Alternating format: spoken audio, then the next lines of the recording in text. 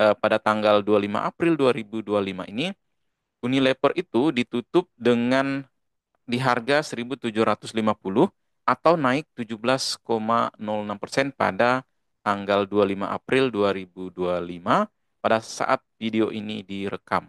Nah, menariknya teman-teman, ses- eh, peningkatan harga ini sebenarnya terjadi sesaat setelah rilis gitu ya. Sesaat setelah rilis laporan kuartal 1. Nah, apakah teman-teman kalau menurut teman-teman Unilever ini punya prospek? Nah, jadi teman-teman, laba bersih dari UNVR ini sebenarnya naiknya cukup signifikan, yakni 245%, tetapi penjualan masih bisa dibilang ngos-ngosan.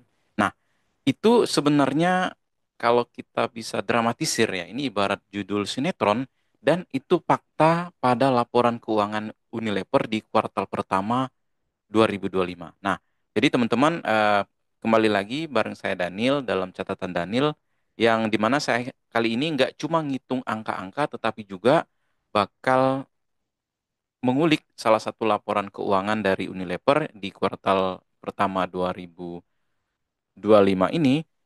Saya juga bakal menyampaikan pendapat saya terkait dengan prospek ke depan seperti apa.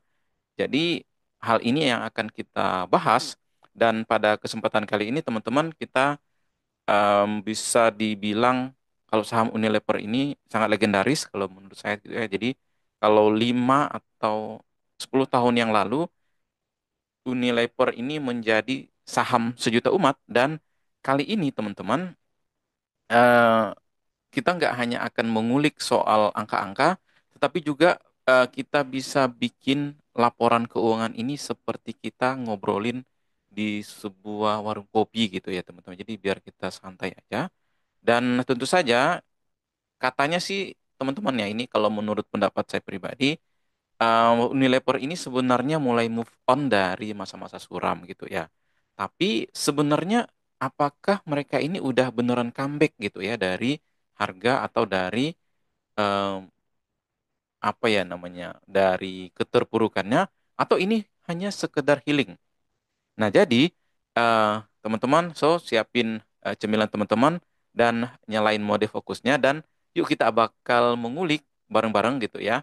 Kenapa laba UNPR ini bisa melonjak, tetapi justru penjualannya masih loyo. Dan apakah UNPR ini masih layak untuk kita koleksi atau layak untuk masuk dalam watchlist kita?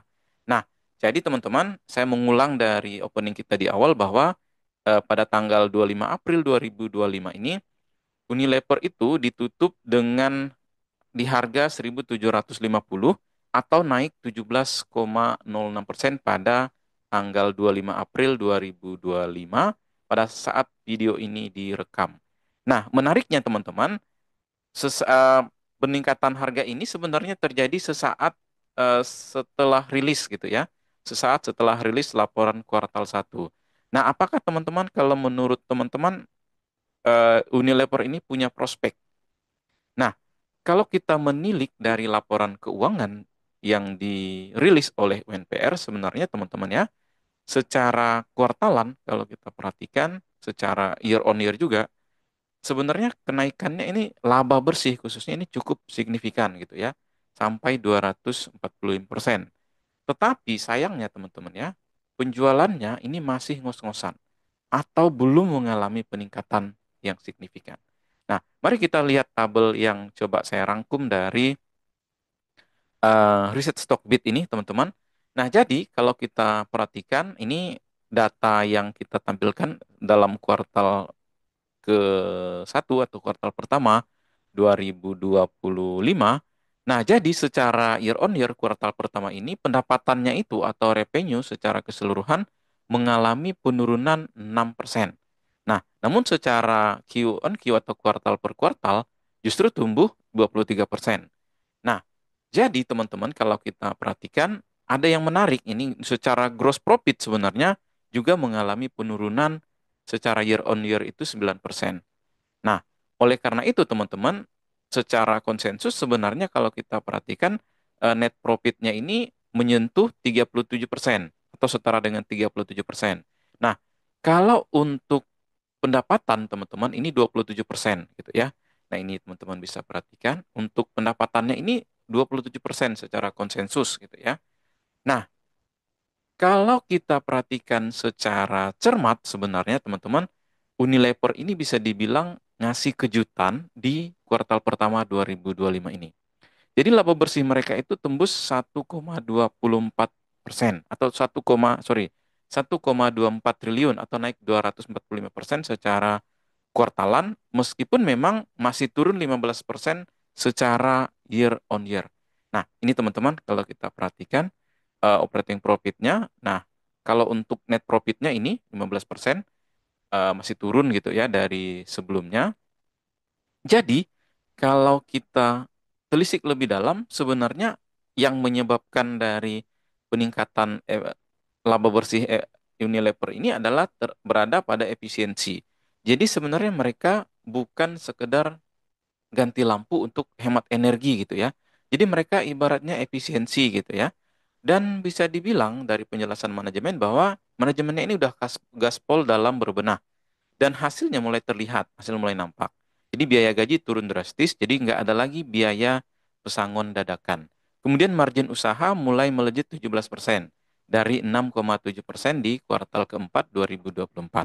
Nah, saking bahagianya teman-teman margin ini, mungkin eh, ya nggak mau balik ke masa-masa suramnya gitu ya di angka 7% lagi. Nah, bagaimana dengan pendapatannya? Ya bisa kita bilang masih lesu gitu ya.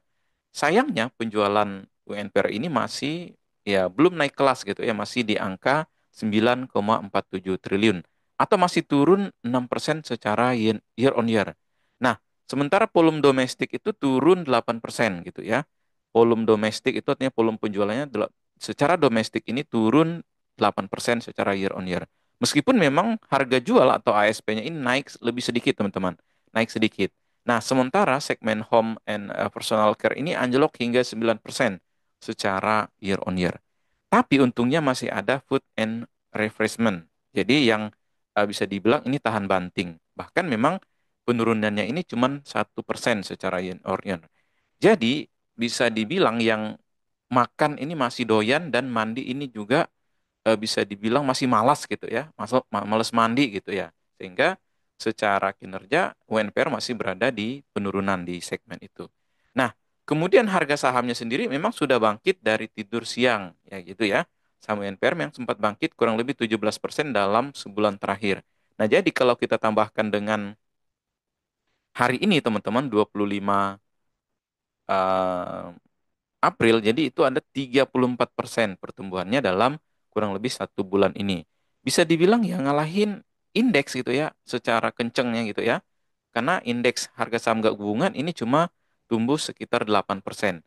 Bisa jadi pasar sudah mulai membuat notice gitu ya bahwa Unilever ini lagi growing gitu ya, bukan sekedar pasang filter aja. Nah, jadi teman-teman seperti itu. Nah, oleh karena itu teman-teman kalau kita lihat secara prospek ya menurut saya pribadi ya masih wait and see. Jadi di awal tadi sudah kita katakan memang food and refreshment itu food and beverage-nya ini memang tidak terlalu terdampak gitu ya. Artinya orang masih doyan untuk mengkonsumsi atau makanannya gitu ya. Tetapi yang eh, penyumbang terbesar itu kan kalau kita perhatikan dari segmen personal care juga, ini kan turunnya cukup dalam. Bisa dibilang Unilever ini ibaratkan gitu ya anak kos yang akhirnya belajar masak, kemudian dia efisiensi gitu ya. It's okay, no problem kalau menurut saya. Dapurnya juga udah dirapiin, kemudian tapi masaknya ya masih porsi kecil. Nah, jadi kalau pendapatannya atau top line-nya ikut naik, maka kalau kita bisa perhatikan potensinya ini sebenarnya ke depan masih ada potensi. Nah, tapi benar-benar ini porsinya masih kecil. Jadi saran saya teman-teman kalau teman-teman mau perhatikan ini bolehlah untuk pantau terus di kuartal kedua di 2025 ini. Nah, jadi siapa tahu dapat menu spesial gitu ya dari Unilever. Dan buat teman-teman yang membeli di harga bottom gitu ya, di harga 1000-an, sekarang posisinya udah di 1700. Jadi Unilever ini kan sempat di harga 1000-an gitu ya, 1200-an. Jadi sebenarnya sekarang udah sekitar 34%. Nah, gitu ya. Nah, jadi kalau kita cermati secara betul-betul gitu ya, bahwa Unilever ini kalau take profit sekarang yaitu 30-an%. Nah, jadi itu tadi beda timingnya masuk, beda pula keuntungan yang diperoleh. Nah, jadi kurang lebih seperti itu, teman-teman.